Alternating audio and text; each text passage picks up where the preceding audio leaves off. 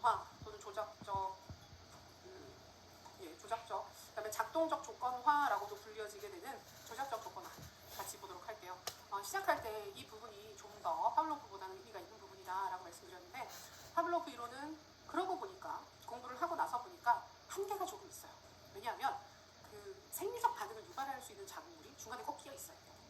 그래서 어떤 자극을 줬는데 그 자극이 생리적으로 긍정적이거나 부정적이거나 감정적 반응을 불러일으킬 수 있는 매개물이 반드시 필요해서 그런 부분들을 가지고 설계를 해야 되다 보니까 조금 설계가 애매한 부분이 있다고 하면, 이 조작적 조건화는 그런 게 없습니다. 그런 게 없고 어떤 원하는 행동이든지 간에 학교에서 우리 학생들한테 학습시켜야 하는 모든 행동들에 대해서 적절한 자극을 주기만 하면 다 학습시킬 수 있다는 이론을 만들었기 때문에 훨씬 더 범용적으로 널리 활용되게 됩니다.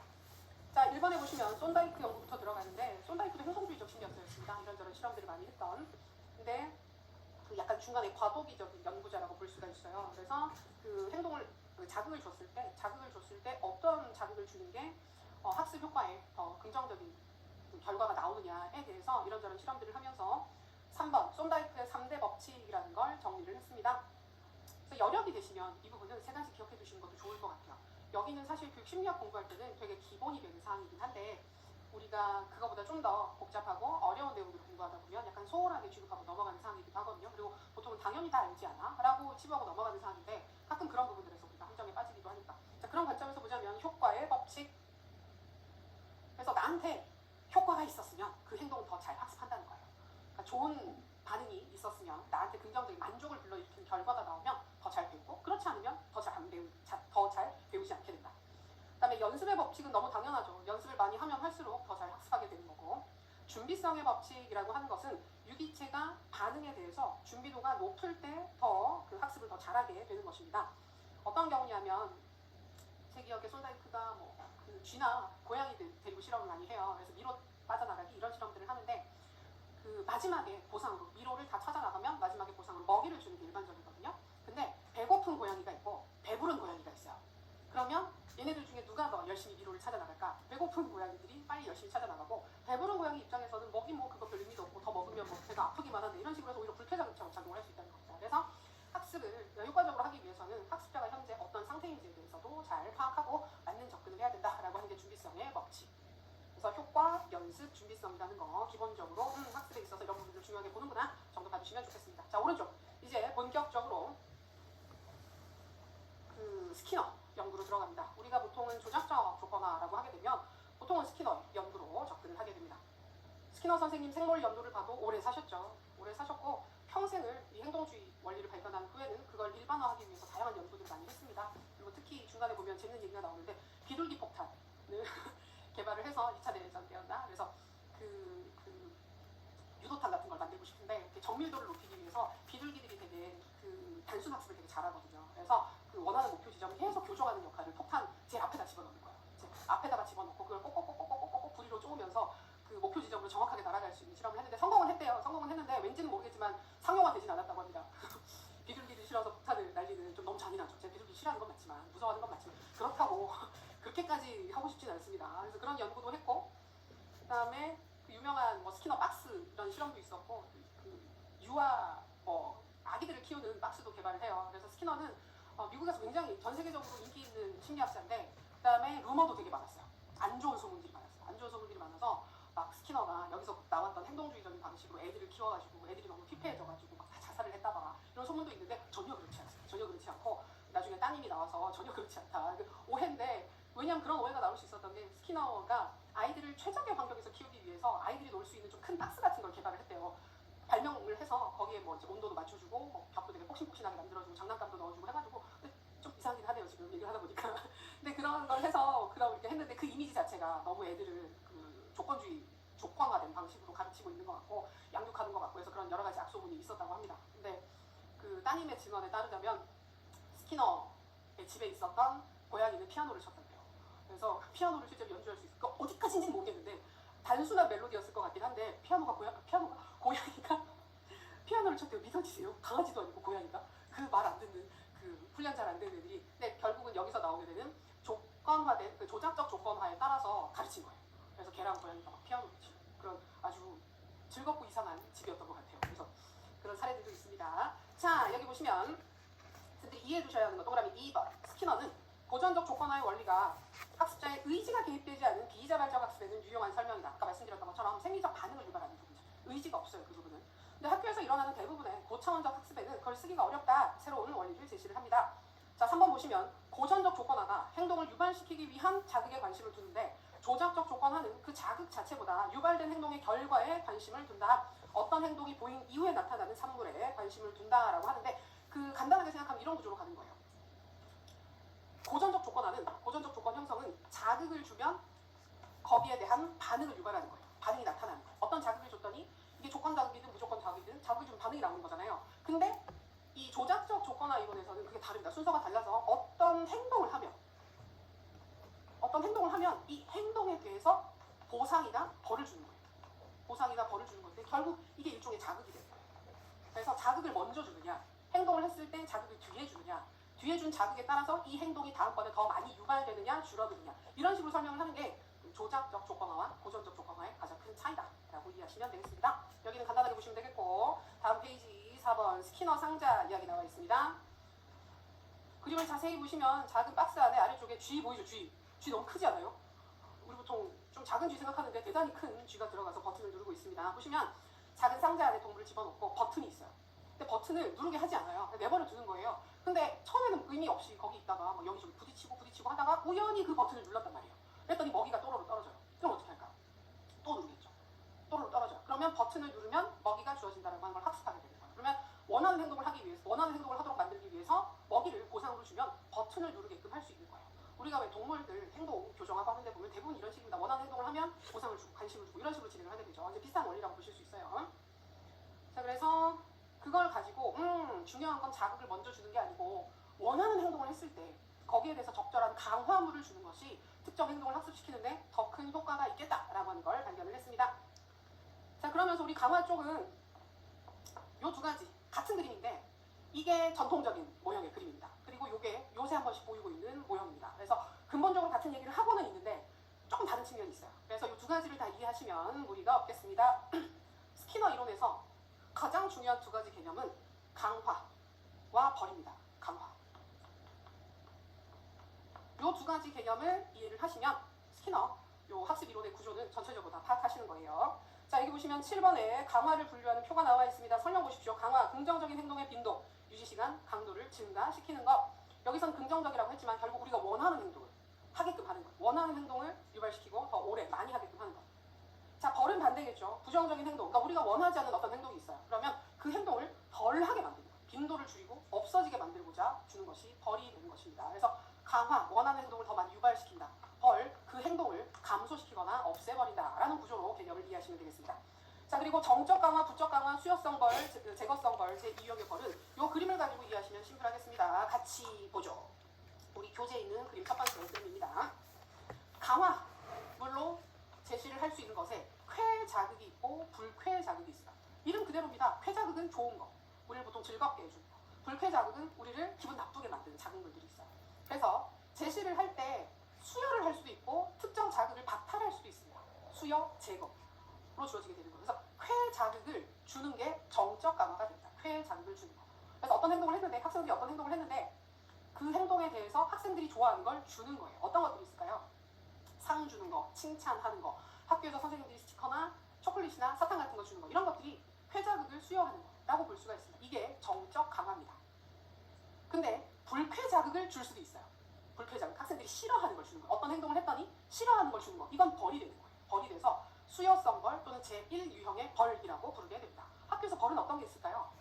뭐 지각을 했거나 숙제를 하지 않았을 때 선생님이 혼내는 것도 있을 수 있을 거고, 예전에는 운동장 뛰게도 많이 했어요. 그 다음에 청소도 많이 시켰고 뭐 쓰레기 줍게 하고 이런 것들 많이 시키잖아요. 그럼 그것들은 수여성 벌이 됩니다. 불쾌한 걸, 학생들이 싫어하는 자극을 줬기 때문에.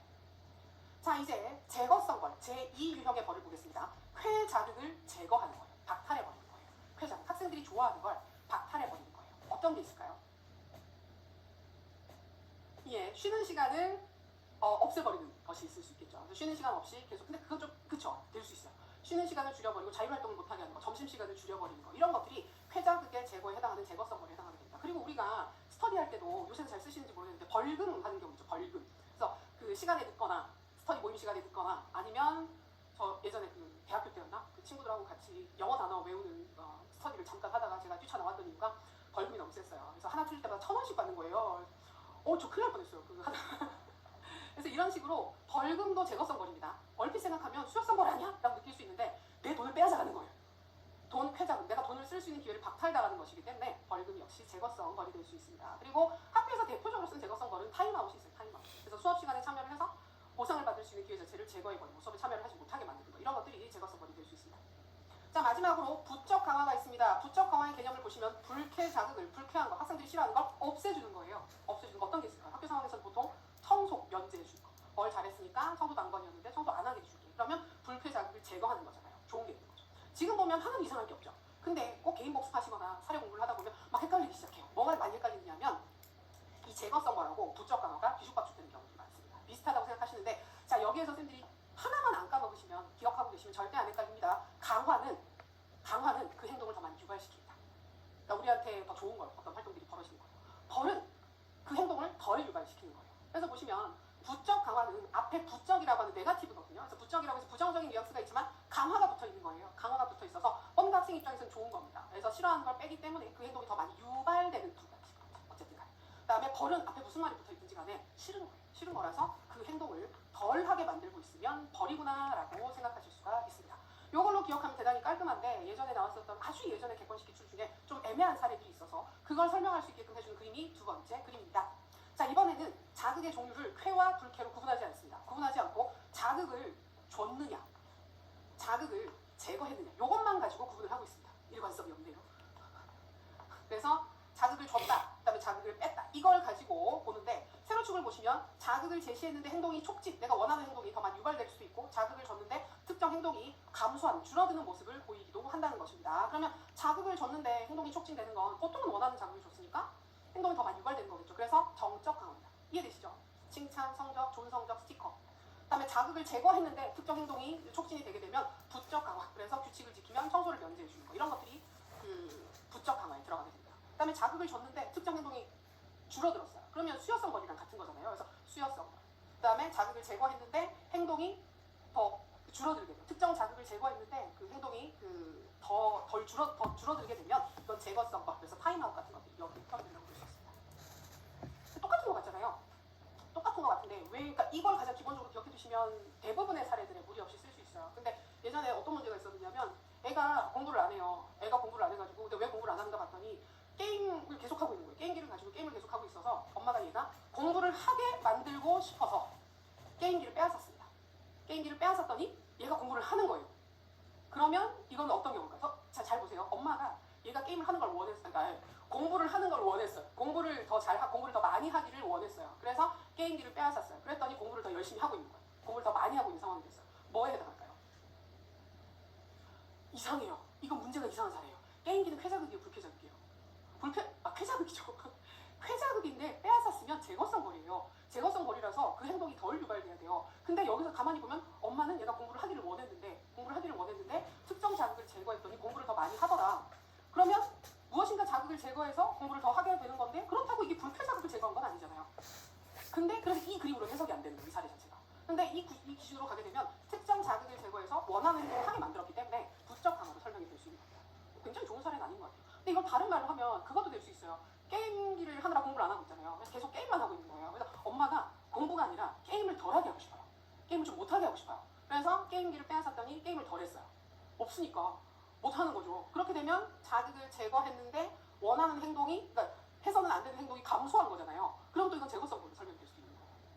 그래서 여기서는 자극을 줬다, 뺏었다, 그걸 가지고 행동이 促진됐다, 감소됐다, 그것만 보는 관점이긴 한데, 그렇게도 많이 보긴 하는데 기본적으로는 쾌자극을 주면 정적 강화가 되는 거고, 불쾌자극을 주면 제1 유형의 벌이 되는 거고, 이런 식으로 기억해 두시는 것도 무리는 없습니다. 근데 포인트 자체는 행동이 더 많이 유발되면 뭐다? 강화가 되는 거예요. 그 뭐가 됐든 간에 원하는 행동이 표적하고 있는 그 목표 행동 자체가 더 많이 유발되고 있으면 강화가 되는 거고, 목표 행동이 줄어들고 있으면 벌을 쓰고 있는 거다라는 구조로 이해를 하시면 되겠습니다. 예, 그래서 오른쪽에 나와 있는 정적 강화, 부적 강화 다 같은 얘기입니다. 방금 얘기했던 사항들이고요. 그 다음에 소거 나와 있죠. 소거. 이건 앞에 고전적 조건 형성에서도 있었는데 조작적 조건 형성에서도 소거가 있습니다. 근데 의미가 좀 달라요. 앞에서 봤던 고전적 조건화에서 소거는 뭐를 빼는 거였습니까? 무조건 자극을 빼버리는 거였어요. 조건화된 자극과 무조건 자극, 거기에 대한 조건화된 반응이 나타나는 구조에서 무조건 자극을 빼버리고 조건 자극만 계속해서 주어지게 되면 조건화된 반응이 사라지게 되는 현상을 속어라고 얘기를 했는데, 여기는 자 보겠습니다. 강화가 제공되지 않을 때 행동의 빈도가 감소하거나 사라지는 과정을 뜻한다. 그래서 무엇인가를 학습했어요. 학습을 했는데 어떤 행동을 했을 때 강화물이 계속 주어지는 거예요. 근데 더 이상 이 행동을 하지 않기를 원하는 거예요. 그러면 강화물을 빼버리면 이 행동을 하지 않게 된다 라고 설명을 하는 게 조작적 조건화에서는 속어가 되겠습니다. 그래서 이거는 그 사례가 많이 나와 있어요. 그 어떤 행동을 하게 하고 싶지 않아요. 그러니까 그 마트에 어린아이랑 엄마가 장을 보러 갔어요. 장을 보러 갔는데 처음에 장을 보러 가가지고 애가 장난감 하나 사달라고 한 거예요. 사줬어요. 애가 원하는 그 보상물이 주어지고 마트에 가면 장난감을 사준다. 이게 반복이 된 거예요. 반복이 돼서 마트에 갈 때마다 장난감을 사준 거예요. 그럼 마트에 가는 행동을 하면 장난감을 보상으로 계속 주고 있었던 거예요. 근데 어느 순간 엄마가 이러면 안 될 것 같은데 뭐 끝도 없지 않나? 라는 생각이 들어서 마트에 갔는데 원하는 행동을 했는데 장난감을 사주지 않았어요. 그럼 뭘 보상을 빼버리는 거예요. 보상을 빼버리면 원래는 마트에 가지 않겠다라는 반응이 나와야 되는데 얘는 처음에 왜 안 사주지? 라고 생각을 하면서 사줘요 으악 하고 더 많이 요구를 하게 되는 겁니다. 그래서 사달라는 일을 더 많이 하고 안 되면 어떻게 들어눕고 막 뱅글뱅글 돌고 그래서 막 되게 부끄럽게 만들어서 엄마가 그래 어쩔 수 없지 하고 사주게 되면 큰일이 나는 거예요. 이때 나타나는 현상이 자 9번의 기억, 강화의 제거 이후에 나타나는 일시적인 행동의 증가를 속어 폭발이라고 한다. 그래서 때를 쓰는 행동이 더 많이 나타나게 되는 거예요. 근데 이때 지게 되면 이거는 강화가 간헐적 강화의 효과를 가지게 되면서 이 행동이 더 오래 학습되게 됩니다. 강화. 그래서 이때 이 시기를 참아 견뎌야 되는 거예요. 견디게 되면 안 사주는구나. 내가 오만 짓을 다 해도 안 사주는구나 라고 하는 걸 학습을 하게 되면서 마트에 가서 물건을 사달라고 하는 그 학습된 행위가 사라지게 된다. 그게 속어라고 볼 수 있습니다. 그래서 요거는 그러니까 학습된 행동이 있어요. 어떤 행동을 했을 때 강화물이 주어진다. 그래서 이 행동을 하고 강화물을 얻는다라고 하는 게 학습되어 있는 상태에서 강화물을 빼버려서 이 행동을 하지 않게 만드는 게 속어가 이해하시면 되겠습니다. 그 정도. 다음에 다음 페이지에 12번 벌 나와 있죠. 수요성 벌, 제거성 벌 똑같습니다. 읽어보시면 되겠고요. 벌을 효과적으로 사용하기 위해서 우리 제일 많이 쓰는 건 B, 타임아웃입니다. 요거 읽어보시면 되겠습니다. 타임아웃. 좀 이따 또 나오죠. 타임아웃은 제거성 벌입니다. 대표적인 제거성 벌. 교실 밖으로 내보내는 것으로 또래 학생에서 격리시키는 것이다 라고 하는데, 수업 시간에 막 수업을 방해하거나 딴짓하는 애가 있어요. 그럼 얘를 교실 뒤에 서 있게 하거나, 그래서 수업에 참여를 하지 못하게 하거나, 복도로 나가게 해서 수업을 참여하지 못하게 하는 경우들이 있어요. 그럼 쌤들 생각에는 아니 수업은 불쾌 자극인데 불쾌 자극을 제거해 주는 것은 정적 강화가 아니냐라고 생각을 하실 수가 있는데, 수업 자체를 제거해 준다라기보다는 수업에 참여해서 보상을 받을 수 있기를 제거해요. 그래서 수업 상황에서 격리하는 건 우리가 별로 잘 안 느끼지만 스포츠 경기에서 선수들이 반칙을 하면 퇴장 당하잖아요. 퇴장은 벌 같죠? 퇴장은 벌 같은데 왜 그 수업에서 나가 있는 건 벌 같지 않게 느껴지는 걸까요? 그래서 그 선수들이 퇴장 나가는 건 경기를 뛰면서 그 안에서 내가 좋은 성취를 할 수 있는 기회 자체를 박탈당하는 것이기 때문에 퇴장을 제거로 볼 수 있는 거거든요. 그래서 우리가 타임아웃 같은 경우는 제거성이라고 하는 게 내가 수업에 참여해서 무엇인가를 배울 수 있고, 그다음에 여기 성취를 해서 무엇인가 보상을 받을 수 있고, 그런 기회를 제거당한다고 생각하시면 되겠습니다. 그래서 제거성 벌, 타임아웃. 그래서 벌 중에서 벌은 다 안 좋은데 스키너는 벌 쓰는 걸 싫어합니다. 벌보다는 강화물을 잘 쓰라고 얘기를 하는데, 그 중에서 보통 하나 쓴다 그러면 타임아웃을 쓰고 있습니다. 비효과적인 벌 나와 있네요. 다 부정적인 것들이죠. 봐주시면 되겠고, 그 다음에 14번 강화계획. 자, 요거는 기억님 명칭 개념 기억합니다. 강화계획은 강화를 어떤 패턴으로 하느냐는 거예요. 어떤 패턴. 그래서 첫 번째 계속 강화 또는 계속적 강화, 계속 강화 계획이라고 하는 것은, 여기는 지금 처음에는 모든 바람직한 행동에 강화해를 준다라고 하는데, 이거는 기본적으로 원하는 행동을 했을 때마다 매번 강화를 주는 게 계속 강화입니다. 매번 강화를 주는 거예요. 그래서 학생들이 지각을 하지 않기를 원하는 거예요. 제 시간에 오기를 원하는 거예요, 선생님이. 그러면 제 시간에 온 학생들한테 매번 칭찬 스티커를 준다. 생각해보겠습니다. 칭찬 스티커. 그럼 학생들이 열심히 오겠죠. 칭찬 스티커를 받기 위해서 열심히 오게 됩니다. 근데 우리가 앞에서 됐습니다. 그거는 연결하지 않겠습니다. 근데 이 경우에 문제가 뭐냐면, 강화를 빼버리잖아요. 스티커를 어느 날 주지 않잖아요. 그럼 학생들이 다시 늦게 오기 시작해요. 내가 보상을 못 받으니까. 이 약간 그것처럼 되는 거죠. 인지 평가, 과잉 정당화 효과가 나타나게 되는 거예요. 빠져버리면 더 이상 그 행동을 하지 않게 됩니다. 근데 여기에서 두 번째, 간격 강화 또는 간헐적 강화라는 개념을 쓸 수 있습니다. 이것은 원하는 행동을 했을 때 매번 강화를 하는 게 아니라 어쩌다 한 번씩 강화를 하는 게 간헐적 강화입니다. 그래서 제 시간에 왔을 때 어떨 때는 칭찬 스티커를 주고 어떤 날은 또 안 줘요. 안 주게 되면 선생님이 어느 날 이 칭찬 스티커 제도를 완전히 제거를 해서 전혀 스티커를 주지 않더라도 애들 입장에서는 또 내가 지금 스티커를 안 주고 있지만 어느 시점에 오면 다시 스티커를 줄 수도 있지라고 해서 그 행동을 훨씬 더 오래 유지하려고 하는 경향이 나타나게 되는 겁니다. 그래서 이 두 가지는 보통 어떤 식으로 설명을 하느냐면, 학습을 할 때, 특정 행동을 학습시킬 때 초반에는 무슨 강화를 하는 게 좋을까? 계속 강화를 하는 게 좋다는 거예요. 내가 어떤 행동에 대해서 보상을 받는지를 명확하게 인지시켜줘야 되기 때문에 계속 강화를 하다가 그 행동이 계속해서 유지되기를 원하는 후반부가 되게 되면 무슨 강화를 써라? 간헐적 강화를 쓰게 되면 그 행동이 더 오래 유지된다라고 설명할 수 있습니다. 우리는 1, 2월달 수준에서는 이 두 가지가 있습니다. 계속 강화, 간헐적 강화 두 가지 개념 구분하는 거. 이어지게 되면 그 강화 계획을 간헐적으로 주는 것도 방식이 되게 다채로워요. 고정 비율이냐, 변동 비율이냐, 고정 간격이냐, 변동 간격이냐 개념 정도 읽어두시면 되는데 이 네 가지 중에서 가장 행동이 오래 가는 기법은 변동 비율 강화입니다. 변동 비율 강화. 그 정도만 체크해주세요. 변동 비율 강화의 사례는 도박입니다. 그래서 도박 중독, 약물 중독만큼 무서운 이유가 이 간헐적 강화인데 변동 비율 계획으로 강화를 받게 되면 어느 시점에 내가 보상을 받을 수 있는지 전혀 예측이 안 돼요. 그래서 그 행동을 끊을 수가 없는 거예요. 그래서 굉장히 무서운 것이다 정도 받으시면 되겠습니다. 자, 계속적 강화, 간헐적 강화 개념 이해해 두시면 되겠고 이제 중요한 파트로 넘어갑니다. 바람직한 행동의 증가 방법과 바람직하지 않은 행동의 감소 기법. 그래서 결국은 여기가 구체적으로 활용하는 기법에 해당하는 사항이거든요. 구체적인 활용인데 물어볼 만한 사항은 프리맥의 원리. 프리맥의 원리 중요하고요. 토큰 강화 중요하고요. 다 쓸 것 같은데 응용 행동 분석. 행동 조성은 일반적인 학교 상황에서 흔하게 쓰진 않습니다. 흔하게 쓰진 않는데 개념 정도 봐주시면 명칭 개념 정도. 자, 바람직한 행동을 증가시킬 때 우리는 뭘 할 수 있었습니까? 정적 강화나 부적 강화를 쓸 수 있었습니다. 근데 여기에 등장하는 것들은 대부분 다 정적 강화를 적절하게 쓰는 방법들을 보여주고 있어요. 첫 번째 프리맥의 원리는 원하는 행동이 있을 때 학생들이 그 원하는 행동은 그 교수자가 학생들한테 시키고 싶은 활동이 있어요. 근데 이걸 애들이 별로 안 좋아하는 거예요. 그러면 이 행동을 하게 만들기 위해서 애들이 더 선호하는 행동을 보상으로 제공하는 겁니다. 그래서 수업을 열심히 듣는 게 선생님이 원하는 활동이라고 하면 오늘 수업 열심히 들으면 선생님이 쉬는 시간을 좀 더 길게 줄게, 수업을 좀 더 빨리 맞춰서 쉬는 시간을 줄게 라고 하면 더 선호하는 행동을 후반에 보상으로 제공하는 거라고 볼 수가 있겠죠. 그게 프리맥의 원리입니다. 프리맥의 원리는 중요한 게 순서가 바뀌면 안 돼요. 순서가 바뀌면 아무런 효과가 없어요. 그래서 근데 왜 요새는 그런 거 안 하잖아요. 교생 나가면 애들이 막 첫사랑 얘기해주세요 이런 얘기 안 하죠. 하나요? 안 하죠. 저희 때 했었던 것 같아요. 교생쌤이 오시면 첫사랑 얘기 궁금하지도 않으면서 물어보는 이유는 수업을 조금이라도 덜 하고 싶다, 공부를 조금이라도 덜 하고 싶다라는 욕망 때문에 그런 걸 물어보잖아요. 그러면 그 선생님이 그래 수업 열심히 들으면 선생님이 끝에 첫사랑 얘기를 해줄게 라고 얘기를 하게 되면 전형적인 프리맥의 원리가 됩니다. 근데 그때 학생들이 거기에서 넘어가면 되는데 보통 딜을 하죠. 그래서 아니다, 선생님 먼저 그 첫사랑 얘기를 해주면 우리가 열심히 수업에 참여를 하겠다 라고 감언이설을 할 겁니다. 그때 넘어가면 끝입니다. 왜냐면 그 얘기를 들어버리면 걔들은 원하는 걸 얻었기 때문에 덜 선호하는 행동을 할 필요가 없습니다. 그래서 순서를 바꾸지 않는 게 중요하다.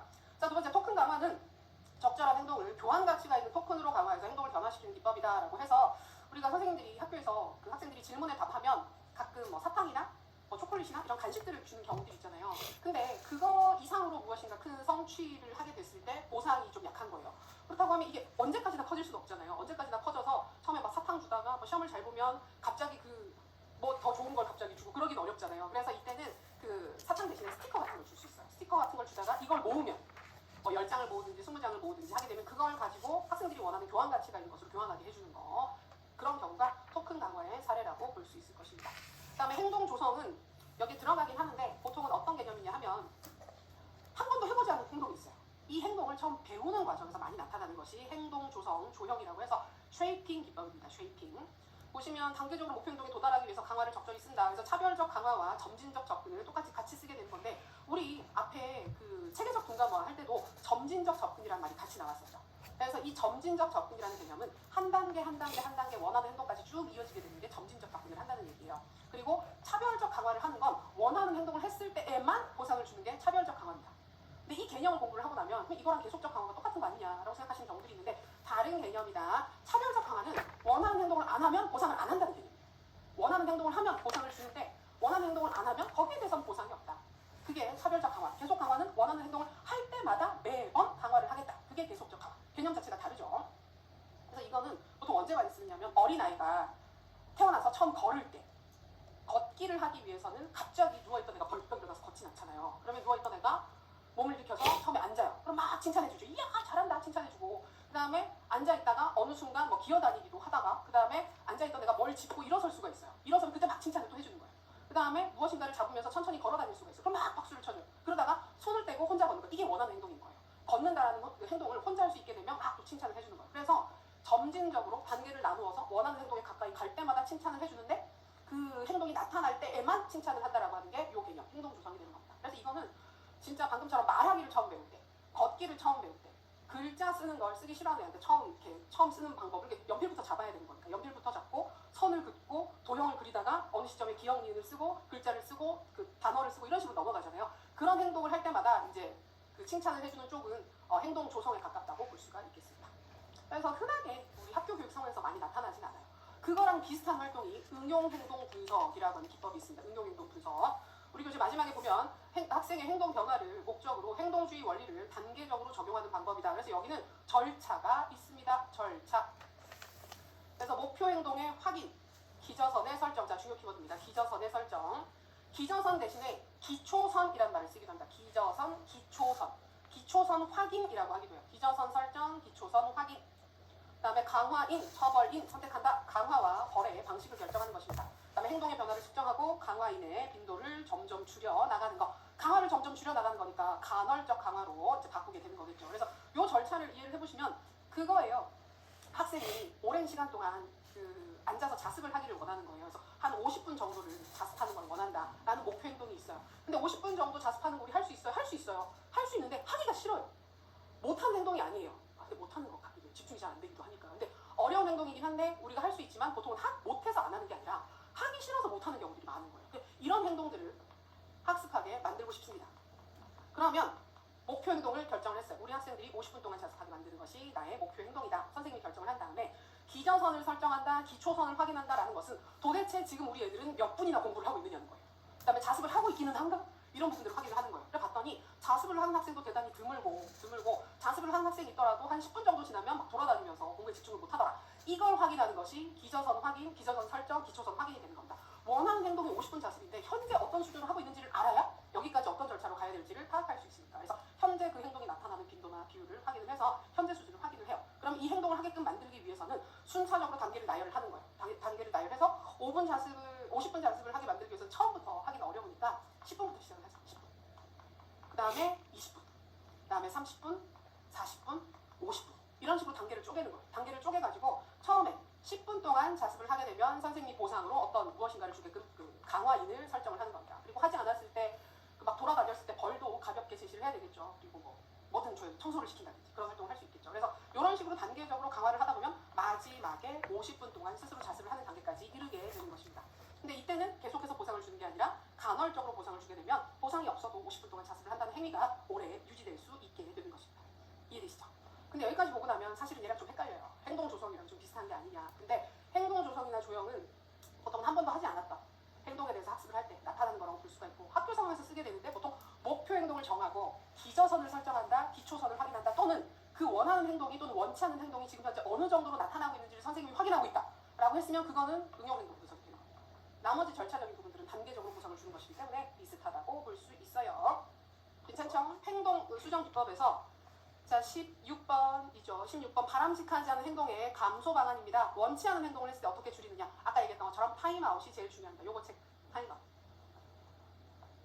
주로 타임아웃 선에서 끝날 거고 상반 행동 강화도 가능합니다. 자 이거는 바람직하지 않은 행동을 했을 때 벌을 주는 게 아니고 그때는 관심을 주지 않고 그것과 반대되는 바람직한 행동을 했을 때 칭찬을 하는 거예요. 강화를 제공해 주는 거예요. 예를 들어서 지각하는 학생이 있잖아요. 그러면 지각을 했을 때 우리 보통 벌을 받죠. 지각하면 뭐 청소를 한다든지 이런 식으로 벌을 주는데 지각을 하지 않았을 때 칭찬을 해줄 수 있어요. 지각을 했을 때는 무관심하게 두다가 지각을 하지 않으면 선생님 가서 이야 오늘 정말 제 시간에 왔구나. 방금 얘기를 해보니까 이거 별로 좋지 않은 칭찬인가? 그 효능감이 떨어질 수 있는 칭찬일 수도 있을 것 같은데 지각을 많이 하는 학생이 있다고 하면 제 시간에 왔을 때 칭찬을 해주고 뭐 스티커를 준다든지 사탕을 준다든지 이런 식으로 강화를 하게 되면 더 긍정적인 행동이 바뀔 수 있는 거죠. 수업 시간에 딴짓하는 학생이 비슷한데 딴짓을 할 때 혼을 내는 것보다는 딴짓을 하지 않고 수업에 열심히 참여를 하고 있을 때 칭찬해 주는 게 훨씬 더 좋은 효과가 있다고 합니다. 그게 상반 행동 강화 요 정도 체크, 요거 체크. 그 다음에 속어는 문제 행동을 할 때 아예 관심을 꺼버리는 겁니다. 그래서 원하지 않는 행동이 자연스럽게 사라지게 되기를 원하는 거. 요 정도 받으시면 요 정도. 나머지는 읽어보시면 무리가 없겠습니다. 자 17번도 읽어보시면 좋을 것 같아요. 우리 이전에 봤었던 사항들을 함께 정리하고 있는 사항들이었습니다. 자 그래서 행동주의가 끝났습니다. 행동주의에는 크게 두 가지 이론이 있었습니다. 뭐랑 뭐? 고전적 조건화와 조작적 조건화. 고전적 조건화에서는 무조건 자극, 무조건 반응. 그 다음에 중립 자극. 그게 더해져서 조건 자극, 조건 반응으로 이어지게 되는 구조를 정확하게 파악해 두시면 무리가 없고 행동 수정 기법에서 우리 봤었던 소거라든지 역조건 형성, 체계적 둔감화 그 정도 체크입니다. 그 다음에 조작적 조건화가 되게 중요한데 여기에서 다른 거 없이 강화와 벌이 무엇인가. 그래서 정적 강화, 부적 강화. 수요성 벌, 제거성 벌. 이 관계를 잘 봐두시면 크게 무리 없습니다. 행동 수정 비법도 두루두루 봐두시고. 자, 이제 사회인지 학습 이론입니다. 사회인지 학습 이론은 이렇게도 부르고 사회인지 이론이라고도 많이 부르고 사회학습 이론이라고 부르기도 합니다. 그리고 반두라, 유명한 반두라. 우리 2016학년도, 2023학년도 논술 시험에 출제됐었던 이론입니다. 반두라 선생님도 오래 사셨죠? 보시면 그 21년도에 돌아가셨잖아요. 21년도에 돌아가셨는데 우리 시험에서 실제로 22년도에 나온 거예요. 그래서 최근에 돌아가신 분이 있다면 저 계속 조사하고 있다고 말씀드렸죠. 한 번씩 검색해봐요. 살아계신가? 그래서 검색을 해보는데 많이 살아계십니다. 많은 학생분들이. 자, 반두라는 이론의 구조적으로 봤을 때, 이론의 구조상 봤을 때 조작적 조건화 이론과 인지 이론을 살짝 연결해주는 이론 같은 거예요. 그래서 기본 개념을 쌤들이 이해해 주시면 되는데, 조작적 조건화는 내가 벌을 받거나 상을 받았을 때 행동이 변한다라는 걸 기본적으로 전제를 해요. 그래서 내가 좋은 행동을 하면 상을 받아야 되고, 그 다음에 내가 나쁜 행동을 하면 벌을 받아요. 그러면 그 행동이 원하는 방향대로 움직여질 수 있다고 믿는 거예요. 근데 사회 인지 이론에서는 좋은 행동을 해서 상을 받고 나쁜 행동을 해서 벌을 받으면 행동이 교정되는 게 맞아. 근데 그걸 꼭 내가 하지 않아도 돼. 내가 받지 않아도 주변에 있는 다른 사람들이 어떤 행동을 해서 상을 받거나 벌을 받으면 그 영향이 주변 사람들한테도 가서 그 행동을 보기만 해도, 벌을 받거나 상을 받는 걸 보기만 해도 행동이 함께 변화할 수 있어 라는 걸 가지고 간 겁니다. 그래서 가장 큰 포인트가 바로 그 포인트입니다. 그래서 내가 직접 벌을 받거나 상을 받지 않아도 타인의 행동을 관찰해서 모방하는 효과로 인해 학습이 발생한다라고 하는 것이 사회인지 이론의 포인트가 되겠습니다. 그래서 거기에 정리를 해둔 게, 자, 1번에 보시게 되면 동그라미 1번 행동주의랑 얼마나 비슷하냐, 그 다음에 차이점이 무엇이냐 얘기가 나와 있어요. 그래서 결국은 행동주의 같은 경우에는 내가 상을 받고 벌을 받아야 하는 건데, 타인이 상을 받고 벌을 받는 것을 보고 내 행동이 변화한다는 것은 이 안에 무엇인가가, 이 머릿속 안에 무엇인가가 존재하고 있다는 걸 보여주는 거다. 그게 보통은 기대일 것이다. 그래서 4번 기대. 그래서 행동주의, 즉 조작적 조건화에서는 강화와 벌, 강화인 벌이는 강화 벌 같이 보시면 됩니다. 그것 자체가, 강화나 벌 자체가 행동의 원인이라고 생각을 하는 거예요. 그것 자체가 원인이라서 행동을 한다고 믿지만, 사회인지 이론에서는 강화를 받을 것이라는 기대, 그리고 벌을 받을 것이라는 기대, 이 나의 기대, 생각에 의해서 행동이 변화되게 되는 것이다 라고 설명을 하고 있습니다.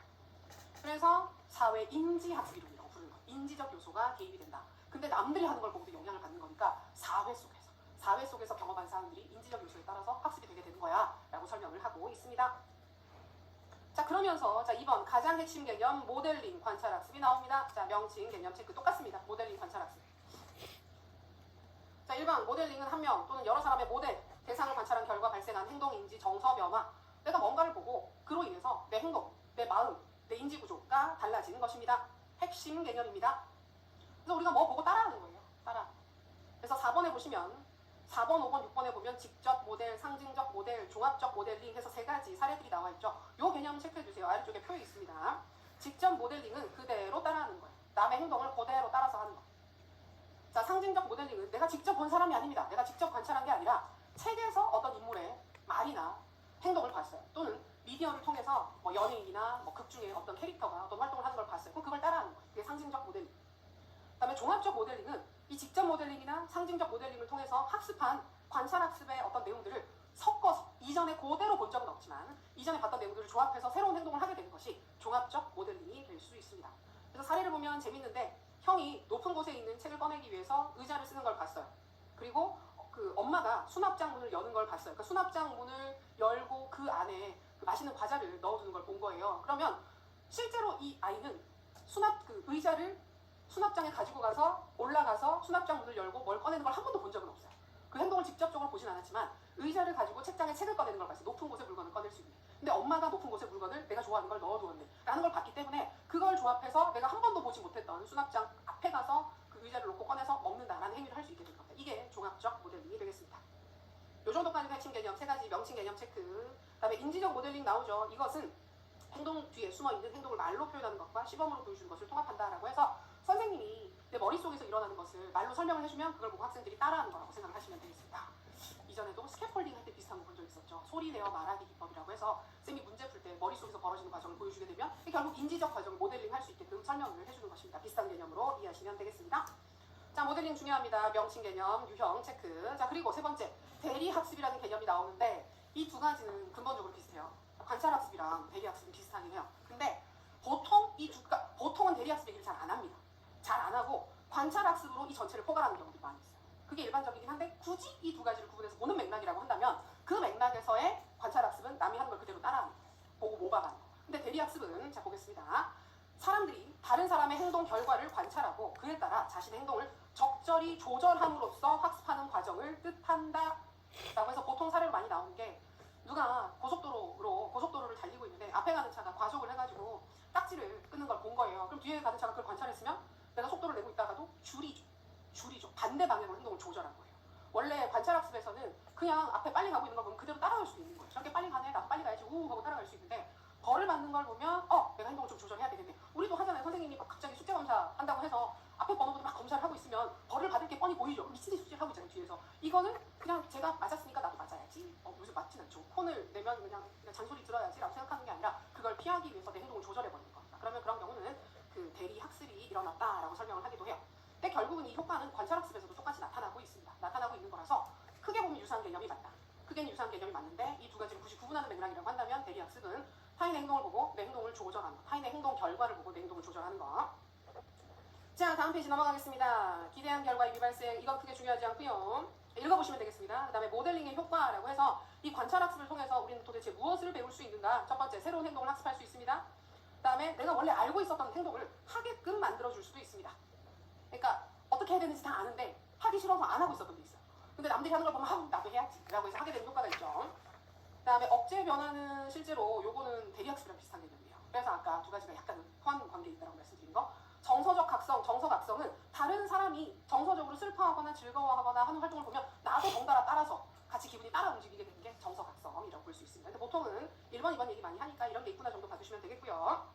자, 관찰학습 파트에서 우리가 논술 시험에 나왔던 파트는 관찰학습 명칭수로 출제가 됐습니다. 그리고 아직 나오지 않았지만 중요한 부분은 관찰학습이 일어나게 되는 4가지 절차, 아주 중요합니다. 낼 만한 파트입니다. 자, 관찰학습은 주의 집중, 파지, 재생산 또는 운동 재생, 그리고 마지막 동기화 4가지의 단계로 이루어져 있습니다. 그리고 이 단계는 사실은 재생산이랑 동기화 이 부분이 구분이 조금 애매한 측면이 있습니다. 그래서 예전 자료를 보게 되면 설명하는 방식과 요즘 자료를 봤을 때 이 두 단계를 구분하는 방식이 약간 달라요. 약간 다른데 지금 저희 교재에는 최근에 나오는 심리학책 기준으로 정리가 되어 있습니다. 근데 아무래도 많이 보는 책들이고 많이 활동하시는 선생님이 쓰신 책이기 때문에 이쪽으로 많이 보기는 할 거예요. 자, 먼저 기억, 주의 집중 보겠습니다. 자, 모델화된 행동에 있는 핵심적 측면이 학습자의 주의 집중을 이끈다. 자, B, 학습자들이 모방하고자 하는 모델의 행동에 주의를 기울이는 단계다. 그래서 예를 들어서 그런 거예요. 요즘은 아이들 춤 많이 추잖아요. 보통 얘기하는 거, 아이돌 댄스. 그래서 춤을 많이 모방해서 추게 되는데, 그래서 아이돌이 그 영상에서 멋지게 춤을 추는 모습을 본 거예요. 그러면 그 모습 자체에 관심을 기울이는 거예요. 내가 원하는 행동이 그 춤을 배워서 내가 춤을 추는 거라고 하면 저렇게 춤을 추면 되겠구나, 저렇게 활동을 하면 되겠구나, 이런 것들을 보고 집중해서, 그러니까 보면서 주의를 기울이는 단계가 첫 번째 주의 집중 단계라고 볼 수가 있습니다. 근데 이때 자, C, 이거 중요합니다. 체크. 뒤에 또 나오는 부분이긴 해요. 그 모델이 해당 분야에서 전문성을 가지고 있거나 권위를 가지고 있거나 굉장히 매력적인 사람이다. 또는 나랑 비슷한 사람이에요. 연령대나 출신지 등이 비슷할 때, 이거는 출생지라고 하면 약간 인종적인 배경에 가까워요. 미국 사례에서는 같은 인종일 때 더 쉽게 따라할 수 있어요. 그래서 우리가 보통 연예인을 보고 따라한다라고 하는 건 되게 매력적인 사람들이고 그 해당 분야에 있어서 전문성이나 권위를 획득하고 있는 사람이기 때문에 내 친구가 그냥 추는 춤보다는 연예인이 추는 춤을 그대로 따라하면 더 괜찮을 것 같다는 생각이 들잖아요. 그래서 이런 요소들이 있을 때 더 쉽게 따라하게 됩니다. 자, C 체크. 어떤 모델이 효과적일까요? 라고 물어볼 수 있어요. 자, 그러면 관찰을 했습니다. 주의 집중을 했습니다. 그럼 두 번째, 파지는 오래 기억하는 것을 뜻합니다. 그래서 그 모델의 행동이 학습자의 기억 속에 저장이 됩니다. 아, 이렇게 저렇게 춤을 추면 저렇게 춤을 출 수 있겠구나 라고 하는 행동 자체가 머릿속에 기억이 된 게 파지가 되는 거예요. 자, 그 다음에 세 번째, 재생산 또는 운동 재생. 요즘은 재생산이란 말을 더 흔하게 씁니다. 학습자는 파지를 통해서 머릿속에 기억된 행동들이 있죠. 이걸 재생산하게 되는데 재생산하는 방식이 두 가지가 있어요. 하나는 머릿속으로 생각을 해보기도 해요. 내가 이렇게 춤을 추고 저렇게 춤을 추고 이때는 이런 동작을 하고 뭐 이렇게 해야지 라고 머릿속으로 시뮬레이션을 한번 해보는 거예요. 마인드 트레이닝처럼 해서 쭉 해보는 거예요. 그리고 실제 행동으로 옮겨볼 수도 있습니다. 그래서 내가 거울을 보면서 또는 그 영상을 보면서 그대로 따라서 춤을 춰보고 연습을 하는 활동들이 나타날 수 있어요. 이게 재생산이에요. 재생산. 내가 모방한 행동을 연습하고 학습하는 활동이 이렇게 본격적으로 이루어지게 되는 겁니다. 그래서 배웠어요. 배우고 중간에 틀린 부분이 있으면 원래 내가 봤던 했던 그 영상을 다시 보면서 동작을 교정하고 계속해서 수정해 나가면서 최대한 비슷한 형태로 학습을 했습니다. 학습이 완료가 됐어요. 그러고 나면 내가 이 배운 춤을 아무 데서나 추겠냐는 거예요. 내가 춤을 배웠으니까 좋아. 내가 춤을 배웠다는 걸 남들한테 보여주고 싶어서 길 가다가 학교 가는 길에 갑자기 춤을 춘다든지 뭐 그럴 수도 있지만 수업 시간에 벌떡 일어나서 선생님 저 좀 보세요 라고 하면서 갑자기 춤을 춘다든지 그러진 않잖아요. 그러진 않고 필요할 때 춤을 출 겁니다. 필요한 상황이 됐을 때. 그래서 보시면 학습자는 모델화된 행동, 내가 학습한 행동을 재생산하는 것에 대한 강화를 기대하면서 동기를 갖게 되는 것입니다. 그래서 요때 내가 이런 춤을 추면 애들이 나한테 박수를 쳐주겠지. 요때 내가 춤을 추면 애들이 나한테 멋지다고 얘기를 해주겠지. 이런 상황이 오게 되는 거예요. 그럼 예를 들어서 외부 체험활동을 갔어요. 서로 장기 자랑하는 시간이 있는 거예요. 외부 체험활동 말고 학교 내 축제로 하죠. 학교 축제를 하는데 막 춤 그 경연을 하게 되는 상황이 있어요. 그럼 이때는 내가 멋진 춤을 춰서 보여주게 되면 애들이 칭찬해주겠지, 상도 받을 수 있겠지라는 기대를 형성할 수가 있겠죠. 그럼 이때 동기화가 되는 거예요. 그래서 아무 때나 춤을 추는 게 아니고 그게 나타나게 적합한 상황이 되었을 때 내가 보상을 받을 것이라는 기대를 가지고 행동으로 옮기게 되는 거. 또는 행동으로 옮겼는데 거기에 대해서 보상이 주어지게 되면 그 행동에 대한 더 큰 동기를 가지게 되는 거. 이게 동기화가 되겠습니다. 자, C를 보세요. 긍정적인 유인가가 제공될 때 관찰학습을 통해서 학습된 행동이 실제로 행동으로 나타날 수 있게 된다는 것입니다. 그러니까 얘가 그걸 행동을 배웠는지 안 배웠는지 몰라요. 모르고 있는 상태에서 다른 사람들은 모른다는 거예요. 학생은 알고 있지만. 근데 유인가가 적절하게 주어진 상황이 오게 되면 그 학생은 배운 행동을 행동으로 옮기게 된다는 거예요. 이해되시죠? 네 가지 절차 잘 기억해 두시고 활동을 설명하라고 할 가능성도 있기는 있어요. 이 부분에 대해서는. 그 다음에 이어지는 활동을 설명하라고 할 가능성이 있어요. 초반에 한 단계를 보여주고 나머지 활동을 설명해라. 초반에 한두 단계를 보여주고 설명할 수도 있고 주의 집중 단계 같은 경우에는 이걸 보여주면서 특히 신경 써야 되는 부분이 어딜까? 주의 집중해야 되는 대상이 가져야 하는 특성들은 무엇이 있을까? 라는 식으로 세세한 부분까지 들어가서 설명을 할 수도 있으니까 각 단계를 잘 봐주시면 좋겠습니다. 자, 그 다음에 2번을 읽어보시면 좋겠고요. 동그라미 2번은. 자, 3번 중요합니다. 3번. 3번 중요합니다. 이 모델학습, 관찰학습, 모델링에 영향을 미치는 요인. 그럼 이 4단계에 걸쳐서 학습이 되는데 어떤 관찰학습은 잘 되고 학습이 잘 되고 어떤 행동들은 잘 안 되는 경우들이 있어요. 그 원인이 무엇일까? 첫 번째, 결과의 일관성. 자, 어떤 행동을 하는데 그 모델들이 어떤 행동을 했을 때 일관되게 상을 받거나 일관되게 벌을 받는 걸 보게 되면 그 행동의 개념을 더 잘 이해하고 학습을 하게 되는 겁니다. 그러니까 숙제를 매번 해와가지고 학생들이 칭찬받는 걸 매번 칭찬받는 걸 꾸준히 보게 되면 숙제를 해오는 게 좋은 일이구만 이라고 생각을 하면서 그 행동을 더 많이 습득하게 되는데 어떨 때는 숙제를 다 해왔는데 칭찬을 해주고 어떨 때는 숙제를 다 해왔는데 칭찬을 하지도 않고 어떨 때는 그걸 약간 무시하는 듯한 발언을 하기도 하고 그렇게 된다 그러면 결과가 일관적이지 않죠. 어떤 행동에 대해서 주어지는 보상이나 벌이 일관적이지 않으면 그 행동을 잘 안 배워요. 그래서 일관된 결과가 주어져야 한다. 그 다음에 두 번째, 모델의 특성. 이건 앞에 나왔던 그대로입니다. 주의 집중 단계에서 나타났던 것처럼 능력이나 매력이나 지위와 힘, 자신과 유사한 또래 모델일 때 훨씬 더 그 행동을 잘 배우게 됩니다. 그리고 디귿, 이것도 중요합니다. 자신의 상황에서 기능적 가치가 있는 행동을 더 잘 모델링합니다. 여기서 말하는 기능적 가치는 쓸모 있음을 뜻합니다. 내가 당장 이걸 써먹을 때가 있는 것일 때 더 잘 배우지 그렇지 않을 때 잘 안 배웁니다. 우리가 지금 시험 준비를 하니까 남들이 이렇게 공부를 했어요 저렇게 공부를 했어요 라는 얘기를 들으면 아 나도 저렇게 해볼까? 라는 생각이 들지 시험 준비를 하지 않을 때 누가 합격 수기를 쓴 걸 읽으면 미쳤나봐 라는 생각을 보통 하고 그냥 슥 넘어가 버린단 말이에요. 그래서 나한테 기능적 가치가 있는 행동일 때 더 적극적으로 학습을 하게 되는 경향이 있더라. 자, 이 세 가지는 암기입니다. 암기상.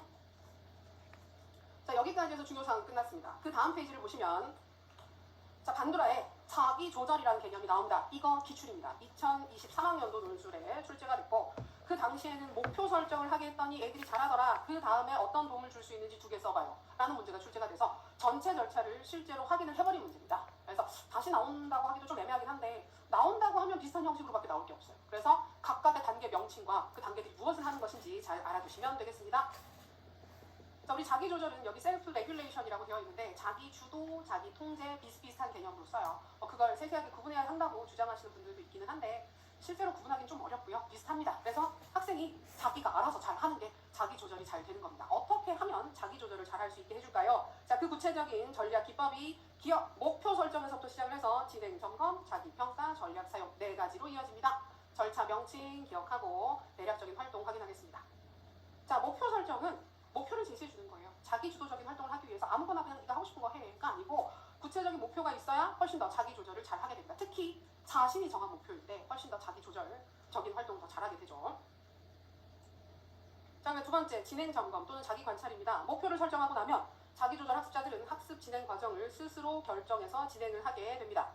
그래서 C를 보시게 되면 체크리스트를 만든다. 그래서 이걸 체크하면서 내가 지금 현재 어떤 상태에 있는지를 확인하게 만드는 것이 진행 점검입니다. 그리고 나면 디귿 자기 평가를 해요. 그러니까 평가하고 점검을 헷갈려 하실 수가 있는데 점검은 그냥 보는 거예요. 내가 내가 오늘 몇 페이지를, 교육학을 한 50페이지를 공부하는 게 내 목표다라는 걸 내가 스스로 세워요. 그럼 목표 설정을 했어요. 그러면 내가 1시간당 몇 페이지를 보고 있는지를 중간중간에, 자, 1시간 끝났는데 10페이지, 10페이지를 봤네, 또 1시간 끝났는데 5페이지를 봤네, 이런 식으로 매번 정리를 해두게 되면 그건 진행 점검을 하고 있는 거예요. 근데 학습이 다 끝난 후에 자기가 스스로 평가하게 되는 겁니다. 타인으로부터 평가를 받기도 하지만, 내가 평가를 하면서 오늘 목표가 50페이지를 보는 거였는데 오늘 내가 35페이지를 봤네. 35페이지를 봤네는 진행 점검이에요. 근데 그래서 잘했네, 못했네, 이대로 공부를 해도 되겠네, 고쳐야 되겠네 라는 식으로 가치 판단을 하게 되는 것은 자기 평가를 하게 되는 것입니다. 그러니까 결국은 진행 점검을 잘 해야 자기 평가를 할 수 있어요. 그리고 목표가 명확해야만 자기 평가를 잘 할 수 있어요. 자, 그러고 나면 어떻게 할까? 조절하겠죠. 그게 전략을 사용한다, 자기 반응을 하는 겁니다. 그래서 35페이지를 봤다, 좀 아쉽다, 그럼 내일 공부 시간 좀 늘려볼까? 아니면 내가 집중을 못했던 부분이 있으니까 핸드폰을 그 서랍에 넣고 잠궈버리고 내가 공부를 할까? 이런 식으로 전략을 바꿔서 목표에 도달하기 위해서 선택하게 되면 전략 사용이 됩니다. 별거 없죠. 그래서 내용적으로는 그냥 심플해요. 목표 설정하고, 잘하고 있는지 관찰하고, 평가하고, 고칠 거 있으면 고치고, 그거예요. 요 절차를 거치게 되면 자기 조절적인 능력이 향상되게 되더라. 그 정도 이해해 주시면 되겠습니다. 반도라는 2번 출제됐습니다. 2번 출제된 건 3번도 출제될 수 있습니다. 그래서 심리가 이렇게 양이 많은데 몇몇 영역들에서 중복 출제되는 부분들이 좀 보인단 말이에요. 그럼 그 부분은 또 다시 나올 가능성이 좀 있어요. 그래서 반도라는 전체적으로 잘 봐주자. 관찰학습도 나왔고 자기조절도 나왔다. 근데 관찰학습의 세부적인 절차가 아직 나오지 않았다. 그럼 거기가 특히 중요할 것 같다. 그래서 그 부분은 꼼꼼하게 보겠습니다. 제한점은 편안하게 읽어보시면 되겠고요. 자, 잠깐 쉬셨다가 인지주의 확인하겠습니다.